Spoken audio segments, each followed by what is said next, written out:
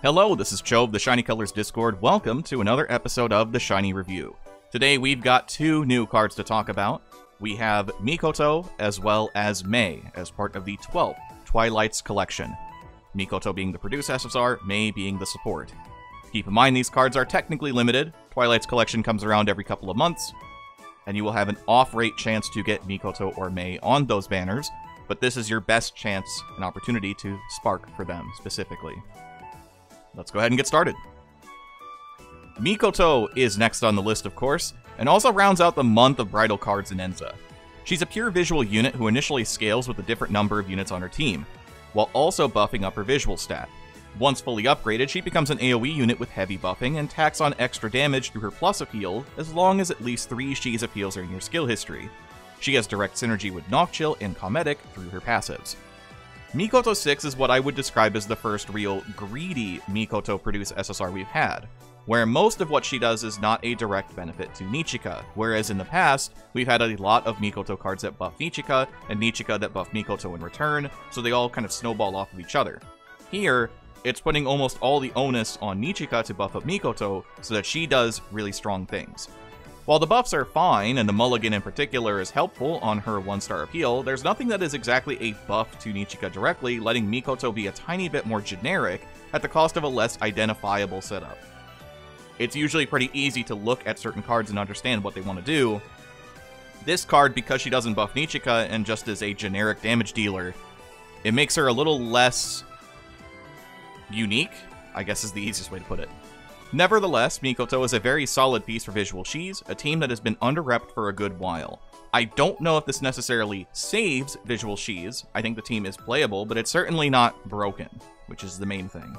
Her roles are center, attack all, buffer, and has a mulligan, and I moderately to highly recommend pulling for this Mikoto. Mikoto's initial appeal is a visual 1.0 to 4.0 that scales based on every unique unit on your team. This also grants a visual 30% buff for 4 turns, and links into a visual 50% buff for 5 turns. The 1-star version of her appeal is a visual 1.4 to 5.6 that scales with each unique unit on your team, up to 4. Grants a visual 50% buff for 4 turns, and a mulligan for the rest of the performance. This also links into a visual 70% buff for 5 turns. Her 4-star appeal is a visual 4.5 to all judges that raises her visual by 100% for 4 turns. This has a plus appeal with 3 or more She's members in your skill history for a visual 0.5 appeal, turning it into a visual 5.0 effectively. For her passives, her 1-star unlock is actually just an uncap. It is visual plus 150. At 2 stars, she gets her first passive, a visual 120% up that requires you to be in the center position. It has a 30% chance to activate twice, and this comes with a vocal dance visual plus 100 uncap. At 3 stars, she actually has 2 separate passives. The first is a visual 100% up and memory gauge 10% up if you have at least 1 Cometic member on your team, which has a 15% chance to activate twice, and a visual 120% up if you have 1 or more Nocchill members on your team, and has a 20% chance to activate twice. This also comes with a mental plus 200 uncap. At 4 stars, of course, it's her rainbow passive alongside a vocal dance visual plus 100 uncap, and her memory appeal when maxed out is a visual 2.3 that links into a visual 2.3 that also buffs Mikoto's appeal strength by 0.5 for 3 turns. So that would mean that her 4.5 would become a 5.0 by default, to give you the short example of what that buff would imply. Her Twilight passive is the same as the last one, all members on your team gain a plus 10% to their memory gauge gain. And her rainbow passive at 4 stars is a visual 200% up that requires 4 or more different units on your team, and has a 20% chance to activate twice, and is limited to once per turn. Just like what we talked about last time with Haruki, plus 10% to your team's overall memory gauge gain is incredibly powerful. It makes it much more feasible to have an early memory appeal, even if your starting tension isn't particularly high. While some will argue if the damage falloff necessarily matters, memory gauge gain will always be impactful, especially with Parallel Collection incentivizing insane amounts of it to make the 200% charge appeal a consistent threat on your future lineup. While She's doesn't have one right now, you can still consider Mikoto for know-how building to sneak the skill on if you feel up to it. Now, Twilight's collection has certainly not gotten any less expensive, so it's pretty fair to consider that many may only have Mikoto at 0 or 1 stars. The problem is that there's not really any way around it. Mikoto needs at least 2 stars, otherwise she completely misses the point of the card, and really struggles to put up anything particularly helpful outside of some okay-ish visual buffs. She needs her 2-star and 3-star passives especially to encourage her team builds, and without it, she kinda just wanders aimlessly on a team until you come up with some completely different idea for her.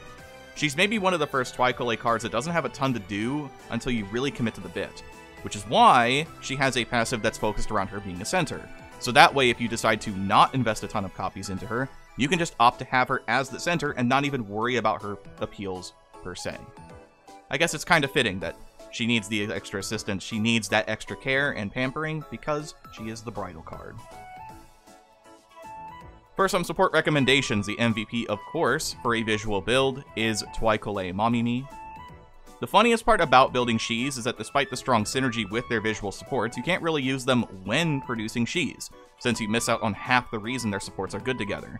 If you're running Mikoto, of course, you can only use the Nichika support, which means you miss out on the strength of the Mikoto support.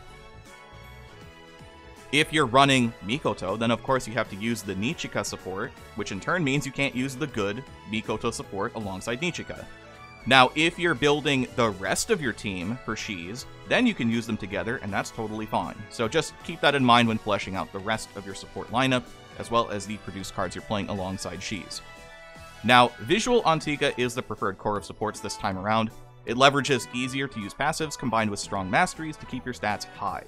Twilight Toru is an option if you include some amount of evasion on your build in order to utilize her evasion-based passives. You can also include MV Amana if available, but only if you intend on using Hinata, Amana, or Mamimi as units. And of course, Twilight Kaho as the stronger generic visual support, just to provide some decent passives and keep the team relatively cohesive all the way across the board. For some synergy suggestions, the first one I would recommend is My Song's Collection Nichika. MSC Nichika is an ideal partner for this Mikoto, thanks in part to her ability to strengthen Mikoto's appeals. If you intend on running Mikoto as a center, then this Nichika can occupy any position and improve the team immensely. Another one that I've seen is SSR6 Mamimi, also the My Songs Collection card. Mamimi at first glance might not make the most sense given how Mikoto's passives work out. She's not a Nocchill member, nor is she comedic. But Mamimi has the benefit of providing a fair amount of interest onto a build. That means that you can raise or lower the defense of the judge, and in this case, you're making sure that the judge has really low defense on the turn you decide to use Mikoto's memory appeal. So if you buffed up using Nichika and then set up using Mamimi, this is going to lead to an absolute ton of damage to drop through Mikoto. So she's great if you're just trying to create setups to make Mikoto look a lot stronger. On to the grades. Mikoto as a center earns an A+ to a SS. As it stands, Mikoto's memory appeal is really the best thing you can be doing with her, outside of her maxed out AoE appeal. Having access to a 4.6 visual appeal on demand, especially considering that she is a 2-member unit, is plenty strong as is, but becomes scarier when you factor in Nichika potentially improving her scaling by 1.0 per appeal.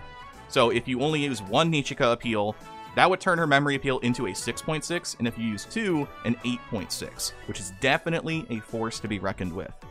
I think that overall, center is the better way to take Mikoto, but this team overall is still kind of in a weird spot.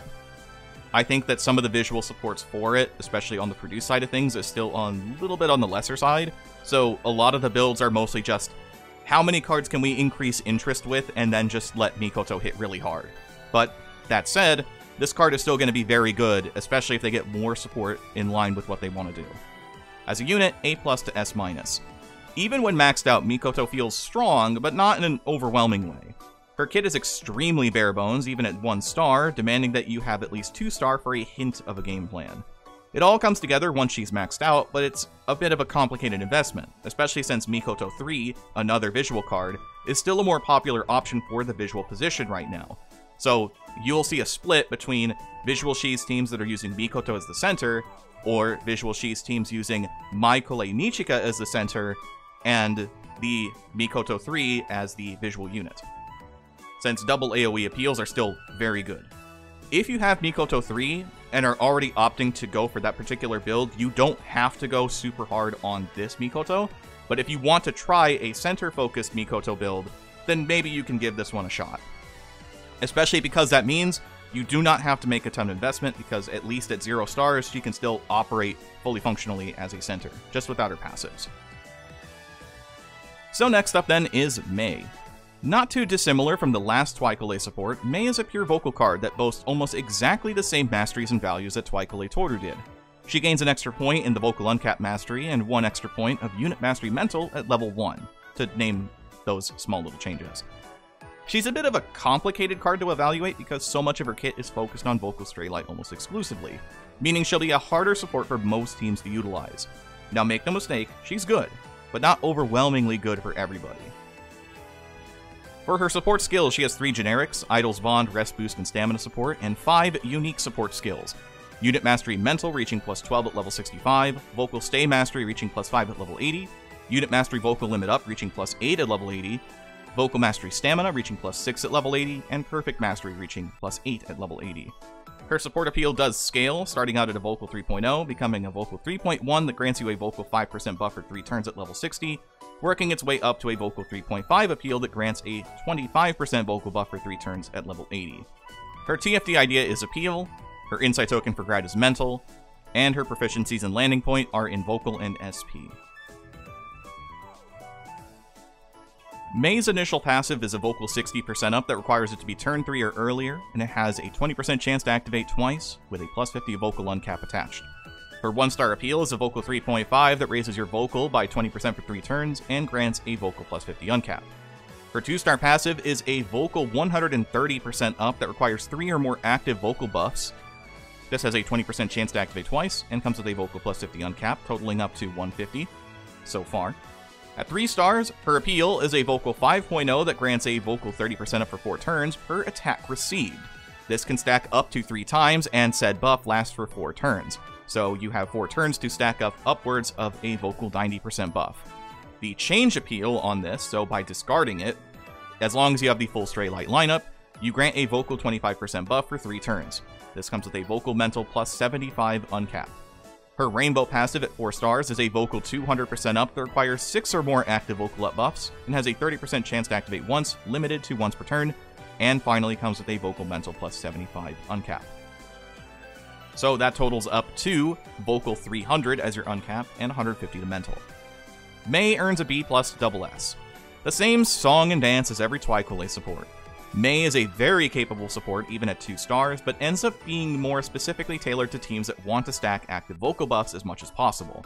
Now there's an argument to be made that you can make this Mei work on Vocal Knock Chill or even Vocal Sheaves, since if you're getting hit, you're still stacking up Vocal buffs anyway, so there's sort of a payoff if you don't manage to dodge with Vocal Knock Chill, but teams like that in general that want to stack up a lot, this Mei will work well with.